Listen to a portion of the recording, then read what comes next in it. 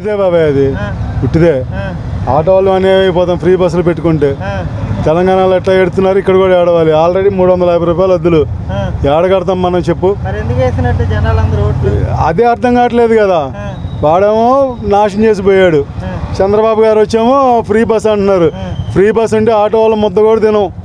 30 ఏళ్ళ నుండి ఆటో తోలుతున్నాం. పిల్లం తినడానికే సరిపోతాయి. ఫ్రీ బస్ ఎక్కితే మాకు ఎవడో ఆటో ఎక్కడో రూపాయి రాదు. ఎలా ఉందంటే 4 రోజుల పరిపాలన మీకు ఎలా అనిపిస్తుంది? చెయ్యాలి కదా. ఇప్పుడు చంద్రబాబు గారు ఎక్కి 4 రోజులు అవ్వలేదు. ఇంకా చంద్రబాబు గారు ఎక్కి ఇంకా 4 రోజులు అవ్వలేదు. నేను చెప్పేదినండి, ఈ 30 రోజుల్లో ఏమీ అభివృద్ధి రాదు.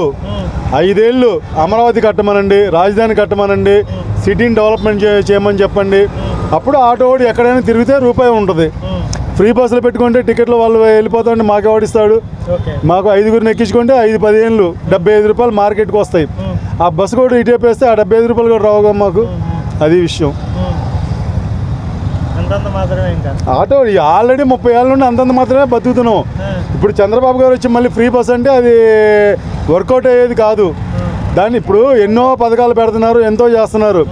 ఈ ఫ్రీ బస్ అనేది కూడా లాస్ట్లో పెట్టమని చెప్పండి, చివరిలో. ముందు ఈ గిదకాలు ఏమి లేకుండా అమరావతిని అభివృద్ధి చేయమని చెప్పండి. మేము ఆటో వాళ్ళం 10,000 వాళ్ళు ఎవరిని అడగలేదు. మాకు రావు. కరెంటు బిల్లు ఎక్కువ వస్తే రాదు, మీటర్లు ఎక్కువ ఉంటే రావు. డ్రైవింగ్ లైసెన్స్, ఇన్సూరెన్స్, బండి కాగితాలు, రేషన్ కార్డు, ఆధార్ కార్డు అన్నీ డ్రైవర్ పేరు మీద ఉంటేనే 10,000 వస్తాయి. ఇప్పుడు ఇది అద్దె బండి, నాకేనాడు 10,000 రాలేదు. మేము బాధపడలేదు. అట్లాగే పెట్టకుండా ఎవరికి రూపాయి ఇవ్వకుండా అమరావతిని అభివృద్ధి చేయమనండి. మాకు అది కావాలి. అమరావతిని అభివృద్ధి చేస్తే మేము కూడా అమరావతికి 200 300 మేము వెళ్తాం కదా, అక్కడికి కిరాయిలకు వెళ్తాం కదా. మరి అది విషయం. చంద్రబాబుకి ఎక్కిన 4 రోజులకి డెవలప్మెంట్ అవ్వదు. ఇంకా రానివ్వండి. ఇంకా ఇప్పుడు 4 రోజుల్లో పికప్ అవ్వాలంటే ఏది అవ్వదు, ఏ సీఎం వల్ల అవ్వదు. ఇసుక అనేది పెద్ద నాటకం అంటున్నారు కదా, మీ అభిప్రాయం ఏంటి? ఉచిత ఇసుక అంటే ఇప్పుడు చంద్రబాబు గారు వచ్చి 350 రూపాయలు టన్ అన్నారు. అంతకుముందు 10,000 ఏమో తీసుకుంటున్నారు. ఆ ఉచిత ఇసుక వలన లేబర్ బాగుపడిద్ది. ఇప్పుడు కార్మికులకి 3 పూట్ల చేతులు నోట్లోకి వెళ్తాయి. అంతే తప్పనిచ్చి ప్రతి ఒక్క కార్మికుడు బాగుంటేనే కదా ప్రతి ఒక్కరు అందరం మేము బాగుండేది. వాళ్ళకి రూపాయి వస్తుంటే మాకు అన్న క్యాంటీన్లు పెడతా అంటున్నారు. అన్న క్యాంటీన్లు పెట్టమని పేదవాడు ఇప్పుడు 5 రూపాయలు 10 రూపాయలు కాదు 20 రూపాయలు తీసుకోమనండి.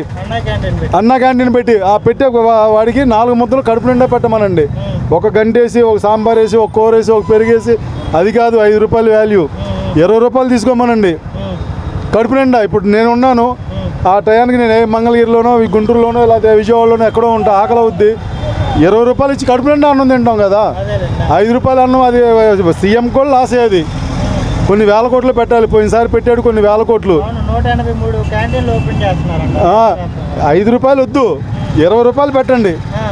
20 రూపాయలు పెడితే 20 రూపాయలు ఏ కార్మికుడు, ఏ లేబరు అడుక్కునేవాడు కూడా 20 రూపాయలు పోగేసుకుని అన్నం తింటాడు కడుపు నిండా, ఇబ్బంది లేకుండా తింటాడు. అయితే పెట్టద్దు అంటున్నాం మేము. ఇప్పుడు 4 మెతుకులు పెడతారు, నేనే ఉన్నాను, అంత అన్నం తింటా. ఇంత అన్నం పెడితే సరిపోద్దా నాకు?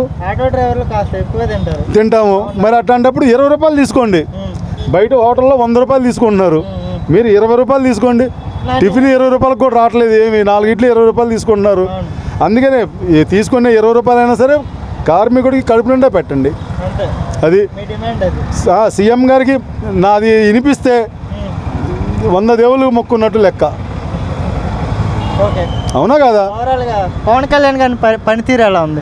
పవన్ కళ్యాణ్ గారిది పంచాయతీ రాజ్లో నిధులు లేవంటున్నారు. మరి జగన్ ప్రభుత్వం ఆ నిధులన్నీ ఏం చేసినాయో మరి. ఏ కార్మికుడు ఎవడెళ్ళినా సరే మాట్లాడుతున్నాడు. మొన్న ఒక సన్నివేశం నేనే చూశాను.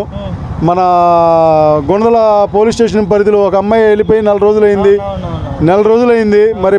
మరి వాళ్ళ తల్లిదండ్రులు ఆడపిల్ల 15 సంవత్సరాలు పెంచి కనపడకుండా ఉందంటే ఎవరికైనా బాధే.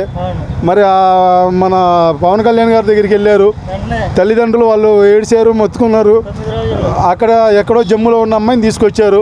మరి ఆ అమ్మాయి ఏ రేంజ్లో ఉంది ఏంటి, ఏ పొజిషన్లో ఉంది ఏంటి అనేది తగిన కేసులు పెట్టమని మేము అదే ఇది చేస్తున్నాం. ఇప్పుడు మా ఆటోల్లో ఎంతోమంది పిల్లలు ఎక్కుతూ ఉంటారు, ఏడుస్తూ ఉంటారు, మమ్మల్ని ఇట్లా మోసం చేశారు, ఇట్లా చెందారని. అట్లా ఏది జరగకుండా చూడమనండి పవన్ కళ్యాణ్ గారిని. అది